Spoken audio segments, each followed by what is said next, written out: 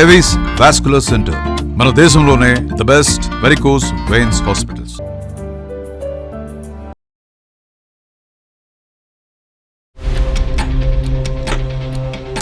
కష్టపడి అన్ని తీసుకొస్తే ఆవిడ ఇంకా సరిపోలేదు, ఇంకా ఎంత ఖర్చు పెట్టినా ఇంకా సరిపోలేదు, నాకు ఇంకా కావాలి, నువ్వేం చేతకన్నాడు అని ప్రతిసారి నన్ను రిపోర్ట్ చేశారు. ఎక్కడైనా సరే ఆవిడదే పెత్తనం, మా మామగారింట్లో కూడా ఆవిడదే పెత్తనం. సో వాళ్ళని కూడా టార్చర్ చేసేది డబ్బులు గురించి. మా మామగారు చనిపోయారని తెలిసినా సరే కూతురని బాధ్యత కూడా లేకుండా వెళ్ళలేదు. నీకెందుకు పాపం చూపించాలి, నీకేం సంబంధం అని పాపం చూపించాలి. చెత్తవేళ మాటలు విని మీరు నిజం అనుకుంటున్నారు కానీ ఆడు పెద్ద ఫ్రాడ్ అండి, పెద్ద సైకో. మా నాన్నగారు చనిపోయారు, చనిపోయారన్న విషయం కూడా నాకు తెలియదు. అలా చేశాడు చెత్తవేళ.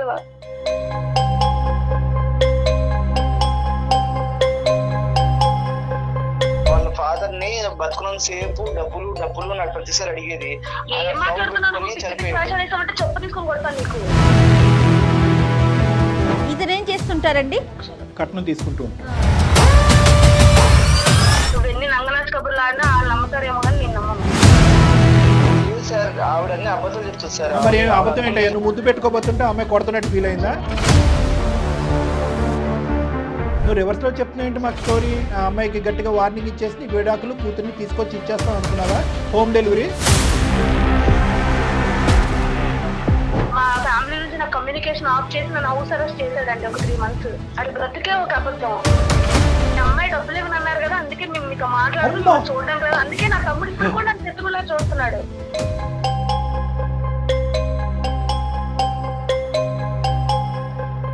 ఏదో కోపంలో జరిగింది సార్.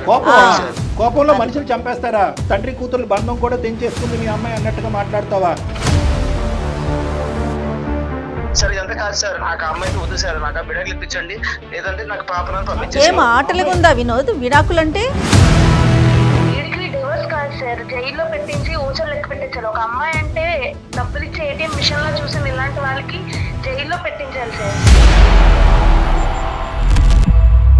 నాకు న్యాయం చేస్తారనుకుంటే ఆ అమ్మాయికి సపోర్ట్ చేస్తారండి సార్. అందమైన జీవితానికి ఎవరు మెయిల్ చేస్తే వాళ్ళకి సపోర్టివ్ గా మాట్లాడతారు డాక్టర్ గారు, నేను అనుకుంటున్నారా ఏంటి?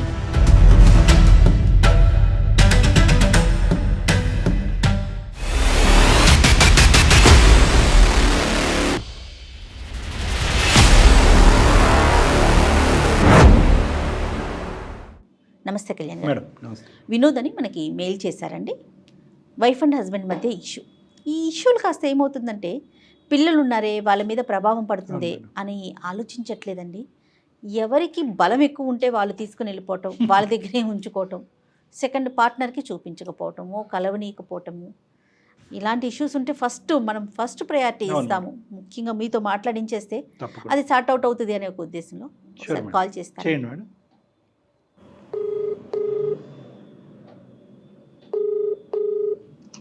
హలో, నమస్తే అండి, వినోద్ గారా? అవునండి, ఎవరండి? నేను జయానండి, సుమన్ టీవీ అందమైన జీవితం ప్రోగ్రామ్ నుంచి కాల్ చేస్తున్నాను. నమస్తే అండి. నాతో పాటు డాక్టర్ కళ్యాణ్ చక్రవర్తి గారు ఉన్నారు. ఒకసారి మీ సమస్య ఏంటో చెప్పండి, డాక్టర్ గారు సరైన సలహా మీకు అందిస్తారు. సరే అండి. ఓకే, సరే. హలో వినోద్ గారు, నమస్తే అండి. నమస్తే సార్. సార్ నమస్తే, చెప్పండి సార్. సార్ నా పేరు వినోద్ అండి. నాకు పెళ్లి 4 సంవత్సరాలు అయిందండి. రైట్. 1.5 year పాప ఉందండి. మా వైఫ్ వచ్చేసి సౌమ్య అండి. మీరేం చేస్తుంటారు? సార్ నేను బిజినెస్ చేస్తున్నానండి. లవ్ మ్యారేజా, అరేంజ్డ్ మ్యారేజా? అరేంజ్డ్ మ్యారేజ్ అండి. పాప ఎంత అండి? పాపకి 1.5 year అండి. ఓకే, చెప్పండి సార్. సార్ అయితే మా వైఫ్ కి కొంచెం డబ్బు పిచ్చండి.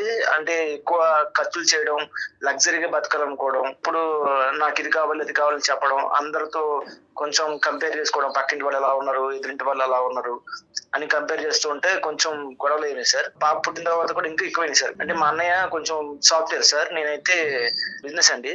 మా అన్నయ్య కొంచెం ఎక్కువ సంపాదిస్తారు నా మీద. సో మా అన్నయ్య వాళ్ళు కూడా చూసారు, వాళ్ళందరూ గొప్పలు అయిపోయారు, మనం ఇంకా ఇక్కడే ఉన్నాము, లగ్జరీ లైఫ్ కావాలి నాకు అని చీటింగ్ మరి గొడవ పడేది సార్. తనేం చేస్తుంటారండి? తను ఏమైనా జాబ్ చేస్తారా? లేదండి, ఆవిడ హౌస్ వైఫ్. ఓన్లీ ఖర్చు పెట్టడమే తను. నేను తప్పు చెప్పినా సరే నన్నే కావాలని టార్గెట్ చేయడం, నువ్వేం చేత కనబడి, నువ్వేం చేయడం లేదు, నువ్వేం సంపాదించడం లేదు. అంటే మీరు మామూలుగా వినోద్ గారు అంటే ఇంటికి సంబంధించిన అవసరాలు కానీ ఖర్చులు కానీ ఆమె యొక్క అవసరాలు కానీ ఇవన్నీ దగ్గరుండి మిగతా అన్నీ చూసుకుంటారా, లేదంటే ఆవిడ ఖర్చు ఎక్కువ మీ పీనాస్థానం ఎక్కువ, అంటే మీరేమైనా పీనాస్థానం చూపెడతారా? ఇంట్లో బాధ్యతలను మావేనంటే నేను కష్టపడి అన్ని తీసుకొస్తే ఆవిడ ఇంకా సరిపోలేదు, ఇంకా ఎంత ఖర్చు పెట్టినా ఇంకా సరిపోలేదు, నాకు ఇంకా కావాలి, నువ్వేం చేతకన్నాడు అని ప్రతిసారి నన్ను అంటే ఆవిడకి ప్రైమరీ కంపారిజన్ పారామీటర్ ఎవరో కాదు, మీ ఓన్ బ్రదరే. ఎందుకంటే అతను ఎంప్లాయీ, వాళ్ళకి ఏంటంటే స్టాండర్డ్గా ఒక శాలరీ వస్తుంది, స్టాండర్డ్గా ఒక టైమింగ్ ఉంటుంది. Okay okay. బిజినెస్ ఎక్స్పాండ్ అయిన తర్వాత మనకు లైఫ్ లో సెటిల్ అవ్వచ్చు. ఇప్పుడే కంగారుకు మనకి ఇంకా టైం ఉంది కదా, కొంచెం 2 years 3 years తర్వాత మనకి బిజినెస్ కూడా పెరుగుతుంది, అప్పుడు దాకా వెయిట్ చేయంటే లేదు నాకు లగ్జరీగా పోవాలి. మీరు ఒంటరిగా ఉంటారా, మీతో పాటు ఎవరు ఉంటారు? మీ బ్రదర్ వాళ్ళ వైఫ్ కూడా మీతోనే ఉంటారా? లేదండి, వాళ్ళు వేరేగా ఉంటారు, మేము సపరేట్ గా ఉంటాం. నన్ను ఒక్కనే కదా సార్, వాళ్ళ ఇంట్లో వాళ్ళు కూడా ఉంటుంది. మా మామగారు కూడా కొంచెం ఆయన రిటైర్ అయిన ఎంప్లాయీ, ఆయన కూడా ఆరోగ్యం బాగుండేది కాదు, ఆయన కూడా చాలా ఇబ్బంది పెట్టేదండి డబ్బుల గురించి. సో మీరన్నా ఇవ్వండి, నేను అల్లుడితో ఉండలేకపోతున్నాను అని చెప్పేసి మీరన్నా డబ్బులు ఇవ్వండి అని చెప్పి ఆయన కూడా టార్చర్ పెట్టేది. మా బాబుమరిది చిన్నపిల్లడు అండి, అంటే కొంచెం టీనేజ్ అబ్బాయి, ఎక్కడైనా సరే ఆవిడతో పెత్తను, మా మామగారి ఇంట్లో కూడా ఆవిడతో పెత్తను. సో వాళ్ళని కూడా టార్చర్ చేసేది డబ్బుల గురించి. ఆయన ఉన్నప్పుడు కూడా ఆయన ఒక్క రోజు కూడా మెన్షన్ ఉండేది కదండి, ప్రతి రోజు ఫోన్ చేసి నాకు డబ్బులు పంపిస్తారా లేదా, ఇక్కడ అల్లుడు ఇలా చూసుకోవట్లేదు, చేతకాని చేశారని చెప్పేసి ఆయన్ని టార్చర్ పెట్టడం, నన్ను టార్చర్ పెట్టడం. ఓకే, టార్చర్ పెట్టి డబ్బుల గురించి అతను ఉన్నారండి మీ మామగారు? అప్పుడు లేరండి, ఆయన చనిపోయారు. ఆ తర్వాత ఇలా రోజు గొడవలు వేయడం వల్ల పాప కూడా సరిగ్గా చూసినది కదండి, పాప గురించి కూడా నేను గొడవ పడేవాడిని. నువ్వు సరే మనందరం అయితే గొడవ పడుతున్నాము, పాపలను సరిగ్గా చూసుకోవాలంటే లేదు అని చెప్పేసి ఆ పాప గురించి కూడా గొడవ పడేదండి. అలా గొడవ పెరిగేప్పటికి పాపని తీసుకుని వాళ్ళ పుట్టింటికి వెళ్ళిపోయిందండి. వైఫ్ మీ పాప మీతో లేరా? లేరండి. ఏ కారణం చూపెట్టి వెళ్ళిపోయింది అమ్మాయి? అదేనండి, నేను సంపాదించట్లేదు, పాపను కూడా సరిగ్గా చూసుకోలేవు, నువ్వు చేతకున్నవి. సంపాదించట్లేదు అంటుందా, లేదంటే తన ఖర్చులకి మీ సంపాదన సరిపోవట్లేదు అంటుందా? తన ఖర్చులు సంపాదన సరిపోవట్లేదు అంటున్నా. సరే, ఇంకో విషయం చెప్పాలండి, మా అమ్మాయి ఎటువంటి క్యారెక్టర్ అంటే, మా మామగారు చనిపోయారని తెలిసినా సరే కూతురని బాధ్యత కూడా లేకుండా వెళ్ళలేదండి. అంటే ఆయన బతుకున్నప్పుడు సాధించింది, డబ్బులు ఇవ్వలేదని చెప్పేసి చనిపోయినప్పుడు కూడా చూడడానికి కూడా వెళ్ళలేదండి. నేనే వెళ్ళి దగ్గరుండి మా బావగారికి చూసుకున్నానండి అప్పుడు. సో అంటే తను అడిగినప్పుడల్లా ఆ డబ్బు ఇవ్వలేదనే కోపంతో తండ్రి చనిపోయిన తర్వాత కూడా వెళ్ళలేదా? ఆమె వెళ్ళలేదండి. మరీ టూ మచ్ అండి. పాపను చూడడానికి వెళ్తున్నా సరే పాపను కూడా చూపించేది కాదండి, ఫోన్ లో కూడా మాట్లాడించేది కాదు. ఇలా సంవత్సరం నుంచి అడుగుతూనే ఉన్నాను, ఒక్కసారి ఇంటికి రండి, మనం మాట్లాడుకుందాం, ఇంటి గురించి మాట్లాడుకుందాం అంటే లేదు, నీకు నాకు సంబంధం లేదు, పాపను కూడా చూపించను, పాపకి నీకు సంబంధం లేదని చెప్పి అలా గొడవ కూడా చేసేదండి. పోనీ విడాకులు తీసుకుందాం అంటే దానికి ఒప్పుకోవడం లేదండి. విడాకుల వరకు వెళ్ళిపోయిందండి. అంటే మీరు ప్రపోజ్ చేశారా విడాకులు తీసుకుందాం అని చెప్పి? మరి సంవత్సరం నుంచి తను ఎటువంటి ప్రపోజల్ ఓకే, సంవత్సరం బట్టి రాలేదు అని చెప్పి ఈ మధ్య కాలంలో మీరు విడాకులు అని అడిగారా? అవునండి. దానికి ఆవిడ ఏమంటది? విడాకులు వద్దు అని అంటది, కానీ ఇక్కడ ఎటువంటి మార్పు వస్తే కనుక పాపను తీసుకుని మళ్ళీ మీ దగ్గరకు వస్తానంటది. ఆవిడకి ఏం కావాలి అంటే మీరు ఇంకొన్ని కోట్లు సంపాదించాలా? అవునండి, అంటే ఇప్పుడు మా అన్నయ్య కోటీశ్వరుడు కదండి, నేను కూడా అట్లా ఎక్కువ సంపాదించి ఆవిడని చూసుకోవాలి. మీరు కోటీశ్వరుడు అవడానికి ఇంకో 10 సంవత్సరాలు పట్టినా కూడా ఆవిడ అక్కడే ఉంటది, మీరు ఇక్కడే ఉండాలి అప్పటి వరకు. అవునండి, అందుకని నేను నాకు విడాకులు ఇప్పించండి సార్, లేకపోతే కనీసం నా పాపను నాకు దగ్గర పంపించండి, అందుకోసం సార్ ఇదంతా. సో మీరు అనేది ఏంటంటే కనుక మీ భార్య అయితే మీకు వద్దు సార్, ఎందుకంటే ఆవిడ యొక్క ఖర్చు అవనియండి, ఆవిడ యొక్క డిమాండ్స్, మెంటాలిటీస్, తండ్రి చనిపోయినా కూడా చూడటానికి వెళ్ళినటువంటి కూతురు మీ భార్య కింద వద్దు సార్. కూతురు అయితే కావాలి, మీకు కూతురు కావాలి సార్. ఆ అమ్మాయి పేరెంట్స్ తో మాట్లాడారండి, వాళ్ళ మదర్ ఉన్నారు కదా, వాళ్ళతో ఎవరితో మాట్లాడారా మీరు? వాళ్ళందరికీ ఈవిడ మెంటాలిటీ తెలుసు కదా, వాళ్ళు ఏమంటారు? వాళ్ళ తమ్ముడికి ఇప్పుడే తెలిసింది సార్, ఈ మధ్యనే కొంచెం వాళ్ళ అక్క గురించి తెలిసిందే, ఫాదర్ లేరు సార్, చనిపోయారని చెప్పాను కదా, వాళ్ళ మదరు వాళ్ళ తమ్ముడు చెప్పింది కదా సార్, ఇవిడితే పెత్తనం, వాళ్ళు మాట్లాడించేది కాదు సార్ అసలు. పెత్తనం ఓకేలేండి, కానీ అట్లీస్ట్ బాబు అల్లుడు గారు ఇలా ఉంది, ఇంట్లో పరిస్థితి ఇలా ఉంది, ఈ అమ్మాయి ఇలా అంటుంది, ఇన్ని రోజుల తర్వాత తను మీ దగ్గరకు వస్తుంది, మీరు ఇబ్బంది పడకండి, పాప ఇక్కడ బాగానే ఉంది, ఏదో ఒకటి అంటే వాళ్ళ సైడ్ ఉండేటటువంటి వాళ్ళు మీకు ఓదార్చడానికి, ఈ పెళ్లి విడిపోకుండా ఉండడానికి ఏమైనా జాగ్రత్తలు తీసుకుంటున్నారా? వాళ్ళు మాట్లాడారు సార్, కానీ ఆ అమ్మాయి నా సైడ్ వ్యతిరేకంగా చెప్పేది సార్, నేనేదో ఆమెను ఇబ్బంది పెట్టినట్టు, నేనేదో ఆమెను సరిగ్గా చూసుకున్నట్టు చెప్పేది సార్. సో అక్కడ బాగా బ్రెయిన్ వాష్ చేసింది కాబట్టి వాళ్ళు కూడా ఎవరికి మీకు కౌన్సిల్ చేయట్లేదు, ఆ అమ్మాయికి ఏం చెప్పట్లేదు. అవును సార్, డైవర్స్ నోటీస్ పంపించాను సార్, దానికి కూడా రిప్లై లేదు సార్. ఓహో, దానికి కూడా రిప్లై లేదండి? లేదు సార్. అంటే ఆవిడకి ఇష్టం లేదు. అంటే డైవర్స్ అనేది ఆబ్జెక్టివ్ కాదు, మీ ఆబ్జెక్టివ్స్ అయితే క్లియర్గానే ఉన్నాయి. డైవర్స్ కావాలి, పాప నా దగ్గరికి కావాలి, ఆవిడతో ఎటువంటి సంబంధం ఉండకూడదు అనేది మీ ఆబ్జెక్టివ్స్ క్లియర్గా ఉన్నాయి. ఆ అమ్మాయి ఒక ఆబ్జెక్టివ్ మీరు చెప్పిన దాన్ని బట్టి ఏంటంటే డైవర్స్ అయితే నాకు వద్దు కానీ అని చెప్పి నెక్స్ట్ ఏం కావాలో తెలియట్లేదు. నెక్స్ట్ పాప కావాలా, మీరు కావాలా, మీరు అందరూ కలిపి ఒక కుటుంబం కావాలనేది ఆ అమ్మాయి చెప్పట్లేదు. సో కొంచెం మాకు కన్ఫ్యూజన్ గానే ఉంది. కానీ చాలా ఇష్యూస్ చూస్తాం కళ్యాణ్ గారు, బహుశా మరి మీ దాకా వస్తాయేమో. భర్త వద్దు లేదా భార్య వద్దు, డివోర్స్ మాత్రం ఇవ్వరు. మరి అది ఏదైనా కక్ష సాధింపు అనుకుంటారో ఏంటో, మరి అది ఎందుకు అట్లా డెసిషన్ తీసుకుంటారు? మీరు అంటే మీ ఉద్దేశం ఏంటండి అందమైన జీవితానికి మీరు మెయిల్ పెట్టడానికి? మేడం అది నాకైతే పాప కావాలి మేడం, ఒక్కసారి కూడా కలవలేదు. నాకు ఆ అమ్మాయితో నేనైతే ఉండలేదు మేడం. ఆవిడ నన్ను టార్చర్ పెట్టింది. అర్థమైంది. మేము ఎవరితో మాట్లాడాలా? అమ్మాయితో మాట్లాడాలా లేదంటే మీ అత్తగారితో మాట్లాడాలా? ఆ అమ్మాయితో మాట్లాడండి సార్ ఒకసారి. మాట్లాడి అమ్మ నువ్వు దయచేసి విడాకులు ఇచ్చేసి పాపను అతనికి ఇచ్చేయనాలా? అంతే సార్. ఎట్లా కుదురుతుంది? అలా కాదు, నువ్వు నీ కండిషన్స్ ఏంటో చెప్పు. ఇంకో మీరు వినోద్ అట్లీస్ట్ ఇక్కడ ఇది ఒక సంప్రదింపు. విడాకుల గురించి అమ్మ నువ్వు విడాకులు అని చెప్పేటటువంటి ప్లాట్ఫామ్ కాదు ఇది. ఇదిగో నాకు ABCD కారణాల వల్ల నాకు నువ్వు నచ్చట్లేదు, ఇందులో ఎటువంటి మార్పు రాలేదు అని చెప్పి ఏమైనా కండిషన్స్ మీ తరపున ఏమైనా కండిషన్స్ చెప్పాలనుకుంటే చెప్పండి. ఆ తర్వాత లేదు కాదు కూడదంటే విడాకుల గురించి మాట్లాడదాం. నాతో కలిసి ఉంటారంటే పర్వాలేదు సార్, కానీ ఆవిడ కలిసి ఉండదు సార్. ఆవిడది నేను చూసినాక సార్ 4 సంవత్సరాల నుంచి పెళ్లి అయింది మాకు. ఆవిడ గురించి నాకు తెలుసు సార్, ఆవిడ మారదు సార్. అందుకని కనీసం పాపలను ఇప్పించండి, లేకపోతే విడాకులను ఇప్పించండి. అన్నిటికంటే పెద్ద ప్రాబ్లం ఏంటో తెలుసా మేడం, మధ్యవర్తిత్వం చేసి బ్యాలెన్స్ తీసుకురావడానికి ఎవరి ప్రయత్నం లేదు ఇక్కడ. అవునండి. పెద్దలు అనేవాళ్ళు ఏమైపోయారో నాకు అర్థం కావట్లేదు. పెద్దల పంచాయతీ అంటారు, కౌన్సిలింగ్ అంటే 100 రెట్లు బలమైనటువంటి ఒక శక్తి. చాలా వరకు మన క్లినిక్ వరకు రాకముందే 90% ఇక్కడ ఏంటంటే ఆ అమ్మాయి ఎవరు పెద్దవాళ్ళ మాట వినాలి అని అనుకోవట్లేదు. ఈ అబ్బాయి తన మనసులో ఉన్న భావాన్ని ఆ అమ్మాయికి ఎలా కమ్యూనికేట్ చేయాలనేటువంటి ఈ లోపల ఈ అబ్బాయి మనసు విరిగిపోయింది. అసలు బంధమే వద్దనుకుంటున్నాడు. ఆ అమ్మాయి గుర్తున్నాడో లేదో ఇతను అసలు ఒక తండ్రిగా. అంతే కదా. సరే ఒకసారి మరి మాట్లాడతారా, మరి మీ మిస్సెస్ కి కాల్ చేస్తారా? మాట్లాడతారండి. మీరు కాల్ చేసి మమ్మల్ని కాన్ఫరెన్స్ లోకి తీసుకోండి. దయచేసి లైన్ లో వేచి ఉండండి.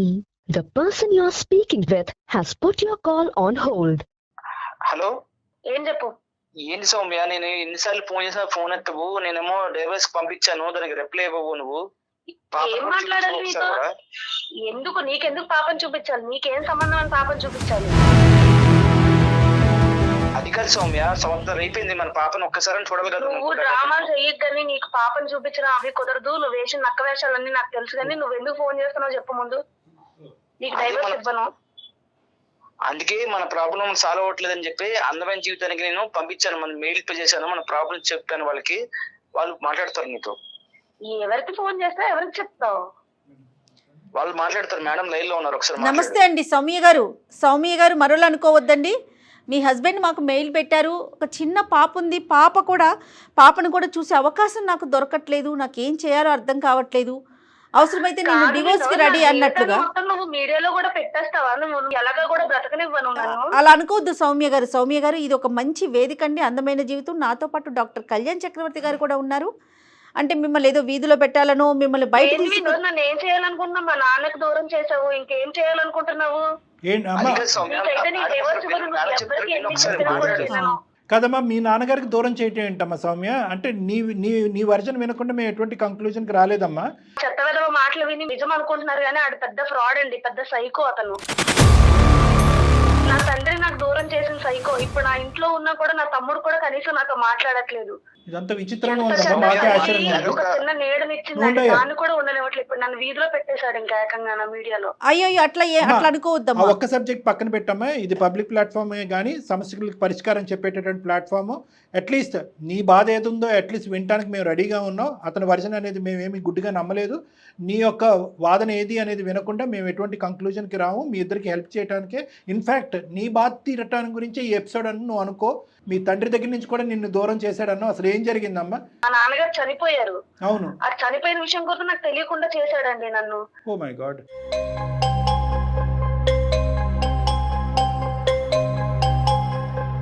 అతను ఇంకో విధంగా చెప్పాడమ్మా మాకు. ఏం చెప్పావు వినోద్? నువ్వు చెప్పు, ఏం చెప్పావు అసలు? ఏం చెప్పావు? మాకేం చెప్పావో చెప్పు వినోద్. పాపం చూపిట్లే, ఏం చెప్పావు నువ్వు అసలు?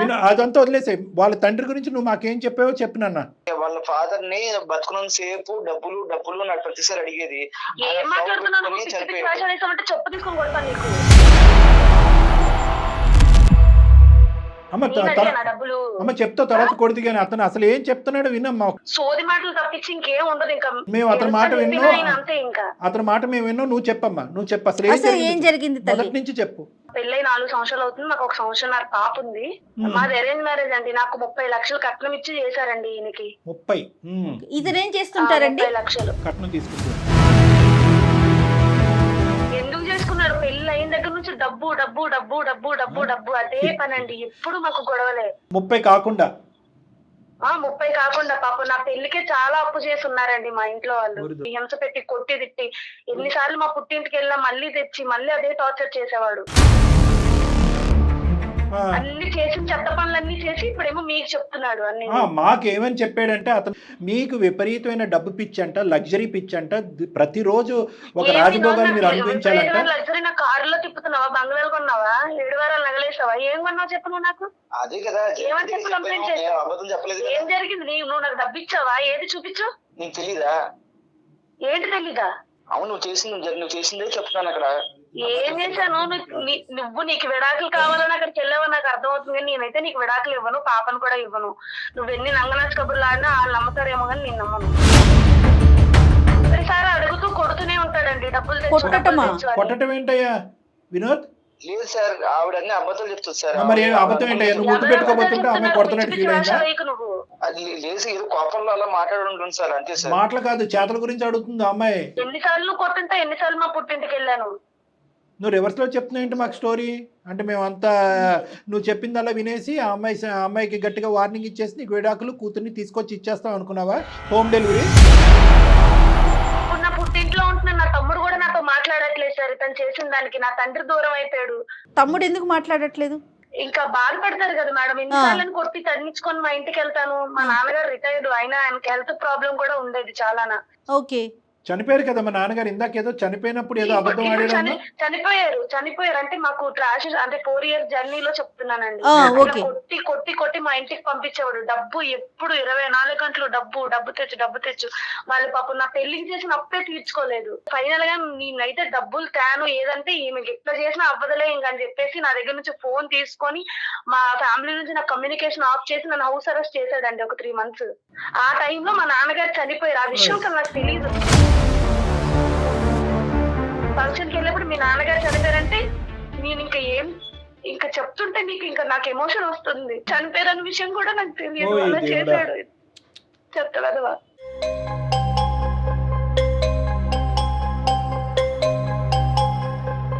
మనిషివేనా? డబ్బు కోసమే. మా నాన్నగారు చనిపోయినప్పుడు కూడా ఆయన నా కూతురు నన్ను చూడడానికి వాళ్ళకి డబ్బు కోసమే ఆయన ఒక ముద్ర వేసి, నా దగ్గర ఫోన్ లేదు, ఏం లేదు, మినిమం కమ్యూనికేషన్ లేదండి మా ఇంట్లో వాళ్ళతో. అది ఎదవ అంత పనికిమాలేదు, అన్ని చెప్పేది అబద్ధాలే. అది బ్రతికే ఒక అబద్ధం. ఇతను వెళ్ళి మీ అమ్మాయి డబ్బులు ఇవ్వని అన్నారు కదా, అందుకే మేము మీతో మాట్లాడుతూ చూడడానికి కదా, అందుకే నా తమ్ముడు ఇప్పుడు కూడా నాకు శత్రువులా చూస్తున్నాడు. ఆఖరి చూపు కూడా లేకుండా చేశాడు. అదేనమ్మా, అదే ఇప్పుడు డబ్బులు ఇవ్వటాలు, డబ్బులు పుచ్చుకోవటాలు, కట్నాలు ఇదంతా ఒక ఎత్తు అయితే కనుక తండ్రి చనిపోయిన తర్వాత ఆఖరి చూపు కూడా నీకు దక్కకుండా చేశాడు చూడండి.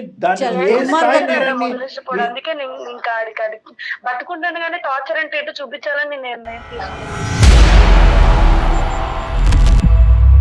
ఫ్యామిలీ అంతా డబ్బు పిచ్చి ఫ్యామిలీ సార్. అన్న కూడా డబ్బు పిచ్చి నా కొడుకే. ఈయన కూడా మా నాన్నగారికి గవర్నమెంట్ ఎంప్లాయీ కదా, డబ్బులు ఇస్తాడు అని చెప్పేసి నన్ను ఊరికే కాల్చుకుని తినేవాడు సార్, కొట్టి కొట్టి. వీళ్ళు బ్రదర్ పిల్లం కూడా వెళ్ళిపోయిందా మరి? వాళ్ళు గొడవలు ఆడుకుంటారు, వాళ్ళు ఉంటారు సార్. ఫ్యామిలీ ఒకలా ఉండదు కదా సార్. మా అత్తమామ అందరూ డబ్బు పిచ్చోలే సార్. ఈయన ఏం చేసినా కూడా వాళ్ళు జోహార్లు పలుకుతా ఉంటారు అన్నదమ్ములు, వాళ్ళ ఇంట్లో వాళ్ళు కూడా.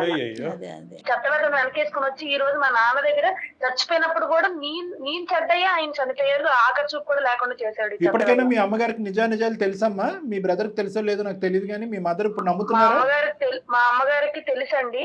మా తమ్ముడు అయితే అసలు నా మాటలు వినిపించుకోవట్లేదు, అసలు నాతో మాటే మాట్లాడాను. నన్ను చిన్న పిల్లోడు కదా, చూసినట్టు ఎటంటే వెళ్ళిపోతుంటాడు. తల్లి వేరు తమ్ముడు వేరు కదమ్మా, వాడు చిన్నోడు అయి ఉంటాడు. కాదు సార్, అమ్మాయి అన్ని అలాగే చెప్తుంది సార్. అలాగంటే ఎలా చెప్తుంది? అసలు అమ్మాయి ఎలాగే చెప్తుంది. నువ్వు ఆగు వినోద్, ఎవరు కట్టుకథలు చెప్తున్నారో అర్థం అవుతుందిలే. రెండే ఇష్యూస్ చెప్పు, మనం క్లోజ్ చేసేద్దాం మ్యాటరు. సౌమ్యాని కట్నం అడిగావా లేదా, తర్వాత ఇంకా కట్నం తెమ్మని చెప్పి వాళ్ళ ఇంటి మీద ఒత్తిడి పెట్టావా లేదా? Yes or no? లేదు సార్, వాళ్ళు ఇష్టపడి వాళ్ళు ఏదో వాళ్ళ అమ్మాయి కోసం ఇచ్చుకున్నారు సార్ డబ్బులు అవి. గిఫ్ట్ ఇచ్చారు, తర్వాత నువ్వు అమ్మాయిని ఎప్పుడు కూడా ఇప్పుడు వరకు కట్నం విషయంలో ఎప్పుడు కొట్టలేదు, వాళ్ళ ఇంటికి డబ్బులు తెమ్మని పంపించలేదు. పుట్టింటికి వెళ్ళలేదా తను ఎప్పుడు కూడాను? పుట్టింటి వెళ్ళింది మేడం, అంటే ఏదో గొడవ మాట పెరిగి పుట్టింటి వెళ్ళింది తప్ప అదే ఆ నేను మాట అమ్మాయిని ఏమీ పెరగడం టార్చర్ వెనకాల చేయలేదు కథ మేడం. నీ కట్నం ఆశే కదా. దేనికి కొట్టావో, ఎందుకు పుట్టింటికి వెళ్ళాను అది చెప్పు నువ్వు. నేను ఎప్పుడు కొట్టాను? నువ్వే కదా గొడవ, చిన్న విషయాన్ని గొడవ పడేదానివి, పాపను కూడా చూపించలేదు నువ్వు. సరే ఇదంతా కాదు సార్, నాకు ఆ అమ్మాయితో వద్దు సార్, నాకు ఆ బిడకలు ఇప్పించండి, లేదంటే నాకు పాపలను పంపించేసి. కాదు, ఏం కాదు, ఆటలు అమ్మాయి ఉందా వినోద్? విడాకులంటే 30 లక్షల వరకు వచ్చింది, ఇంకో 70 లక్షలు ఇస్తుందంట అమ్మాయి. మేము అమ్మాయిని ఒప్పించి ఆ 70 లక్షలు కూడా తెప్పిస్తాం అమ్మాయి ద్వారా, అప్పుడు ఓకేనా? లేదు సార్, ఆ అమ్మాయి అలాగే అన్ని అబద్ధాలు చెప్పదు సార్, ఆ మాటలు నమ్మకండి మీరు. అమ్మాయి అన్ని అబద్ధాలే, కొట్టడం అబద్ధమే, కట్నం తెమ్మంటం అబద్ధమే. నువ్వు ఇంట్లో బంధించేసి ఫోన్ తీసేసుకుని వాళ్ళ నాన్నగారు చచ్చిపోయారు అన్నప్పుడు కూడా ఆ అమ్మాయికి ఒక ఫోన్ కాల్ వరకు వెళ్లకుండా వాళ్ళ నాన్నగారు ఒక అపోహలో చనిపోవటం అనేది కూడా అబద్ధమే. లేదు సార్, ఆ అమ్మాయి బలంగా చనిపోతే వెళ్ళలేదు సార్, నేనే దగ్గరుండి చూసుకున్నాను సార్. ఆ అమ్మాయి అయితే ఎవరు తెలీదు, ఫోన్ తీసుకొని ఇంట్లో పెట్టేసి అది బంధిస్తే నాకు ఎలా ఇందాకటి నుంచి తెలుస్తుంది? నువ్వు వెళ్ళి ఇవన్నీ నాన్న ఒక ఎత్తు, దగ్గర తల్లి చనిపోయి పర్ఫార్మెన్స్ కూతురు చేసావు. ఏంటి అన్నట్టు. అవునండి, నాకు కూడా అది అనిపించింది డాక్టర్ గారు.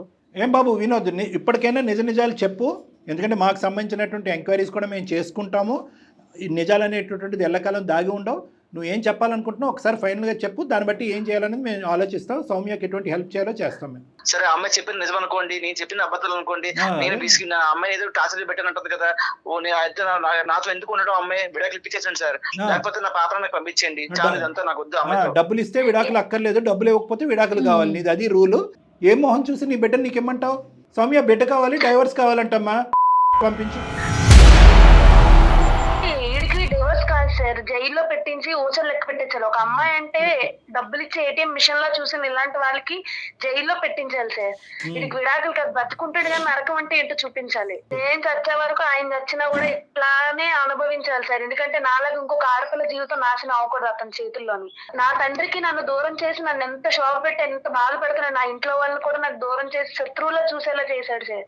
ఇలాంటి అతనికి ఇంతకన్నా దారుణమైన శిక్ష పడాలి. ఏమైనా ఉంటే ఇతనికి శిక్ష వేయించి ఊచలు లెక్క పెట్టించండి సార్. డివోర్స్ అయితే మాత్రం నేను ఇవ్వను సార్. బాబు వినోద్, ఐ ఓపెనర్, ఆ అమ్మాయి డివోర్స్ ఇవ్వట్లేదంటే కనుక మళ్ళీ డివోర్స్ ఇస్తే మళ్ళీ ఇంకొక అమ్మాయిని చేసుకుంటే కట్నం వస్తుంది కదా. కరెక్ట్ అమ్మా. ఇంకొకటి కూడా చెప్తున్నాను, పాప అతనికి రాదని తెలుసండి, కానీ అక్కడ గన్ను పెడితే కనుక డివోర్స్ వస్తుంది. పాపను చూసి సంవత్సరం అవుతుంది సార్, ఒక్కసారి కూడా తన ఫోటో కూడా చూడలేదు సార్ నేను. కానీ పెంచి పెద్ద చేసి అంత పెద్దదాన్ని చేసిన ఆ అమ్మాయికి చివరి చూపు లేకుండా చేశారు కదా మీరు తండ్రిని. అప్పుడు ఆ అమ్మాయి ఎంత బాధపడాలండి? ఇమ్మంటావా టిట్ ఫర్ టాట్? ఈ మాట అనకూడదు, కానీ రేపు పొద్దున నువ్వు ఎక్కడో ఏదో అయ్యావు అనుకో, నీ కూతురు నీ దగ్గర పంపించకపోతే నీకు ఎలా ఉంటుంది? నీకు పశ్చాత్తాపం ఉందా? నీకు మనసు ఉందా? కోపంలో జరిగింది సార్. కోపంలో మనుషులు చంపేస్తారా? ప్లస్ అక్కడికి వెళ్ళి ఇంకో వర్షన్ ఇస్తావా? తండ్రి కూతురు బంధం కూడా తెంచేసుకుంది మీ అమ్మాయి అన్నట్టుగా మాట్లాడతావా? ఎంత కోపం అయ్యా, దేని గురించి క్షమించరాని తప్పది. నీ కోపం కాదు, డబ్బంటే కక్కుర్తి, డబ్బంటే ఆశ. నీకు ఆది మధ్య అంతం లేదు, నీకు ఒక ఆలోచన లేదు నీకు. ఇంకొకటమ్మా సౌమ్య, నువ్వు ఎండ్ అంటున్నావు, అతన్ని ఇలా బాధ పెడతానంటున్నావు, ఇది పద్ధతి కాదమ్మా. నువ్వు నిజంగా అతన్ని శిక్షించాలనుకుంటే కనుక దానికి వేరే మార్గాలు ఉన్నాయి. అసలు డౌరీ హెరాస్మెంట్ కింద భయంకరమైన లీగల్ సిస్టమ్, లా సిస్టమ్స్ ఉన్నాయి. మీరు మీకు ఏదో మెయిల్ చేసి నాకు న్యాయం చేస్తారు అనుకుంటే ఆ అమ్మాయికి సపోర్ట్ చేస్తారండి సార్. నాకు న్యాయం చేయండి సార్, విడాకులు ఇప్పించండి సార్. కాదు వినోద్, అందమైన జీవితానికి ఎవరు మెయిల్ చేస్తే వాళ్ళకి సపోర్టివ్ గా మాట్లాడతారు డాక్టర్ గారు, నేను అనుకుంటున్నారా ఏంటి? నా సైడ్ కూడా ఆలోచించండి. ఏంటి నీ సైడ్ ఆలోచించేది? ఏం ఆలోచించేది? ఒక తండ్రి నువ్వు ఇంకా అమ్మాయి స్థానంలోకి వెళ్ళి నిలబడి ఒక 2 నిమిషాలు కొద్దిగా మానసికంగా ఒక పశ్చాత్తాపం చూపెట్టయ్యా. అరే నీ తండ్రిని నిన్ను దూరం చేశాను, మీ తండ్రి చనిపోయిన నా ఆఖరి చూపు దక్కలేదని చెప్పి ఇప్పుడు కూడా డివోర్స్ కావాలని అదే పాఠం పాడుతున్నావు నువ్వు. ఆ అమ్మాయి చేస్తే కనుక నువ్వు ఓసలు లెక్క పెడతావు తెలుసా? సార్ సెక్షన్లు కేసులు పెడుతున్నారు, కొంచెం నా సైడ్ ఆలోచించండి సార్. పాపను తిప్పించండి సార్. కనీసం ఒక మెట్టు దిగావు. ఇప్పుడు ఫస్ట్ కట్నం అన్నావు, కట్నం ఇవ్వకపోతే డైవర్స్ అన్నావు, డైవర్స్ లేదంటే కనుక పాపని ఇప్పించమంటున్నావు. ఇవన్నీ వస్తువులా? డబ్బులతో కొనుక్కునేటటువంటి వస్తువులా? ఇదేమైనా వ్యాపారమా? నువ్వు చేసేటటువంటి వ్యాపారమా? ఇప్పుడు అతను బతిమాలుకుంటున్నాడు డైవర్స్ కావాలని చెప్పి. ఏంటి నీ ఫైనల్గా నీ మాట ఏంటి? డైవర్స్ అయితే ఇవ్వను సార్. ఇప్పుడు మళ్ళీ కలిసి ఉంటే మా తమ్ముడిని మా అమ్మను కూడా నా నుంచి దూరం చేసేసి మళ్ళీ డబ్బు పిచ్చి, ఇప్పుడు ఆల్రెడీ మా తమ్ముడు మా అక్కకి డబ్బు పిచ్చి మా నాన్న రాలేదు అన్నట్టు నన్ను చేశారు సార్. ఇంకా మళ్ళీ అదే అనుకున్నాను. అది కాదు సౌమ్య, మనం ఆడుకుందాం. ఏదో మీకు కావాలంటే మీ ఇంటికి నేను వస్తాను. సో మీ అమ్మగారితో మీ తమ్ముడితో నేను మాట్లాడుతాను. నీ తప్పు ఇప్పుడు ఎలాగో నీకు న్యాయం చేయాలని చెప్పి అందమైన జీవితం కాల్ చేసి ఇప్పుడు మేడం సార్ సపోర్ట్ తోని నేను లీగల్ గా ప్రొసీడ్ అవుతానులే. మంచి మాట. రైట్ అమ్మ, మేము చెప్పేది కూడా నువ్వు ఆల్రెడీ చెప్పేసావమ్మా. చాలా సంతోషం అమ్మా. ఇలా జీవితాలు సర్వనాశనం చేసేటటువంటి నీలాంటి వాళ్ళందరికీ గుణపాఠం చెప్పేటటువంటి ఒక గొప్ప ఎపిసోడ్ ఇది. ఏదో గొడవలు వచ్చేసి చిన్న చిన్న మాట మాటిపోయి అలాగైంది సార్. నాకు తప్పుని తెలుసుకుంటాను సార్. కొంచెం ఒక్కసారి మాత్రం మా అమ్మాయి సార్ నా గురించి మాట్లాడారు. నువ్వు చెప్తావు, నువ్వు ఇవన్నీ దొంగ మాటలు అన్ని చెప్పేసి ఇప్పుడేమో లాస్ట్ లోనేమో నీ నిజ స్వరూపం బయట పడిపోయిన తర్వాత చెప్తున్నావు వాళ్ళకి.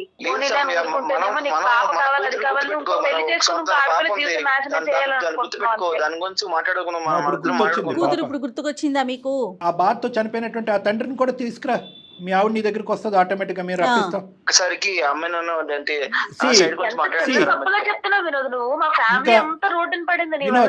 అతను అందమైన జీవితం యొక్క టార్గెట్ ని మిస్అండర్స్టాండ్ చేసుకుని మాకు ఈమెయిల్ పంపించాడు. మేము కూడా సాక్ష్యాధారాలు వెరిఫై చేస్తాం. మేము కూడా కొంతమందిని కాంటాక్ట్ చేస్తాం. తర్వాతే మేము ఒక కంక్లూజన్ రావటం అని జరుగుతుంది. పూర్తిగా న్యాయం నీ సైడ్ ఉంది సౌమ్య. నీకు మేము సపోర్ట్గా నిలబడతాం. నిన్ను బతిమాలటం కానీ నిన్ను అతని దగ్గర పంపించడం అనేటటువంటి ప్రయత్నం మేము చెయ్యం. ఒకప్పుడు మేము చేసినా కూడా నువ్వు వినేటటువంటి పొజిషన్లో లేవు, ఎందుకంటే నరక యాతను నువ్వు అనుభవించావు కాబట్టి. ఈ ఫోన్ కాల్ పెట్టేసిన తర్వాత జయ మేడంతో నువ్వు టచ్లో ఉండాలి. ఎందుకంటే కనుక మేము లీగల్ హెల్ప్ ఎక్కడి నుంచి నీకు సపోర్టివ్గా ఉంటుంది అనేటటువంటి కొన్ని హెల్ప్ కూడా మీ గైడెన్స్ కూడా మేము ఇవ్వటం అనేది జరుగుతుంది. ఓకేనా సౌమ్య? ఇప్పుడు మనం ఆడుకోవాలి. ఎంతైనా సరే మన ఇద్దరు భార్య భర్తలు.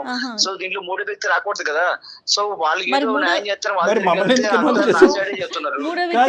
మరి మమ్మల్ని ఎందుకు ఈమెయిల్ పంపించేవయ్యా? మరి మేము మూడో వ్యక్తులే కదా. మేము మూడో వ్యక్తులు కాదా? మీ ఫ్యామిలీ మెంబర్స్? నీకు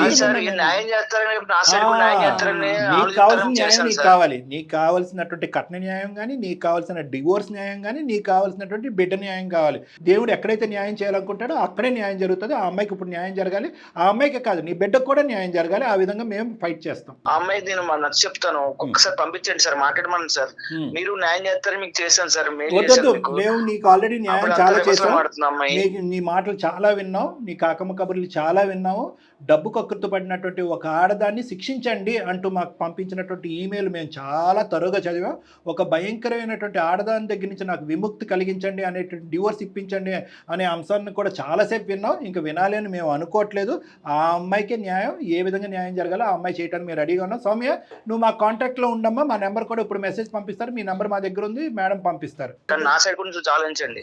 నీ సైడ్ గురించి చాలా ఆలోచించాం, కానీ మేము ఇంత కఠినంగా ఎప్పుడు కూడా వ్యవహరించలేదు. కానీ ఇంత భయంకరమైనటువంటి పరిస్థితికి ఇదే న్యాయం అన్నట్టుగా మేము గట్టిగా నమ్మిన తర్వాత ఇది చెప్తున్నాం. నీకేమీ అన్యాయం జరగలేదు. ఆ అమ్మాయికి పూర్తి అన్యాయం జరిగింది. ఆ అమ్మాయికి న్యాయం ఇప్పటికైనా జరిగింది.